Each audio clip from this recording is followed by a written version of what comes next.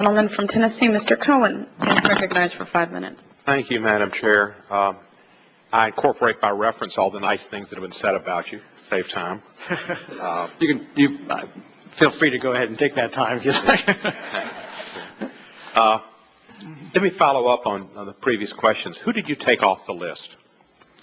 Well, we have not made that name public. That's why I'm asking the question. I know, but I'm trying to respect that process. I hope you don't feel as though I'm resisting you. I've given it.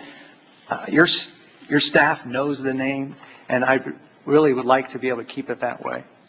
Well, we'll discuss with the chairman about that. And by the way, so everybody thinks it's very partisan. I didn't know about that website either, so it's a bipartisan thing and not knowing about it. But that's neither here nor there. Ms. Goodling, what was your relationship with Ms. Goodling? Cordial? In terms of, oh yes, I had a very good relationship with her. Why would she suggest in her testimony that you had basically given false information? Was this because you don't think it was because she had anything in for you? Was it she just kind of testifying on things of which she had no knowledge? Congressman, I do not know why, and I've given it a lot of thought, but I would be totally speculating as to why she felt it was necessary to say that. She said she crossed the line in using politics to hire and fire folk. Are you aware of any suggestions whatsoever, personal or just through the department, that she crossed the line in hiring in other areas other than politics? I'm not so sure I get that question. Favoritism to people based on any particular ideological bent? I see. Well, I'm not entirely clear on whether or not she specified a category in particular where she crossed the line using her own words. So I'm not sure I have. She kind of said she did it. If you were a Democrat, you were out. I see. But were you out if you were a moderate? I don't know. That would not be information I'd have access to. If you went to a Tier 2 law school? I don't know.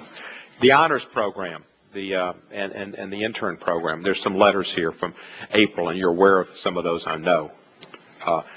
Was politics involved in determining who got those appointments to the honors program at the Department of Justice and the summer internship program? I don't know the answer to that question. I'm happy to try to provide you with more information in terms of context, but I don't know the specific answer to that question. Should politics have been involved?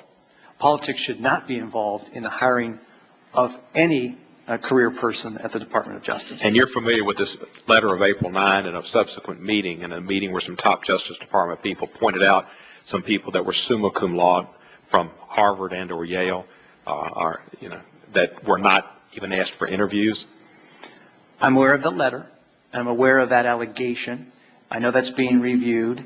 I don't know if that allegation is correct or not. I think the honors program has worked extremely well over the years. It has attracted outstanding candidates to the Department of Justice, and it should not. I don't know if it was subject to any political considerations. And when I was aware that the honors program needed to be reviewed, and again, in fairness to those who were involved in that, they were working on looking at changes and improvements that brought to my attention. And we have now made sure that it is controlled by career people throughout the process. How would you describe, you've been in the Justice Department both in the previous Bush presidency Yes. and this one. How would you describe the difference in the morale at the Department of Justice today and how it was when you started your job and how it was under Bush the first? Well, that's, of course, a tough question to be precise about. The department is so big, and to this day, there are just a lot of people who have very good morale at the Department of Justice because they love what they do and they have a clear mission. And so I've had contact with folks in a wide variety of positions over the past several months who still have very good morale. So it's hard to be specific about that. It's rather subjective, but let me ask you this. If General Gonzalez would choose to resign, would that hurt the morale at the Department of Justice? I don't know how to gauge that. I think the morale at the department is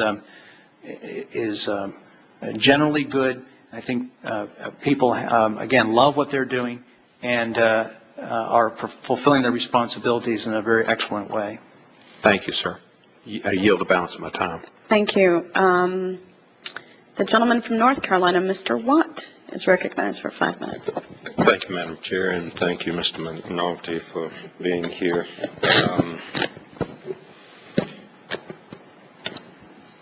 Ms. Goodling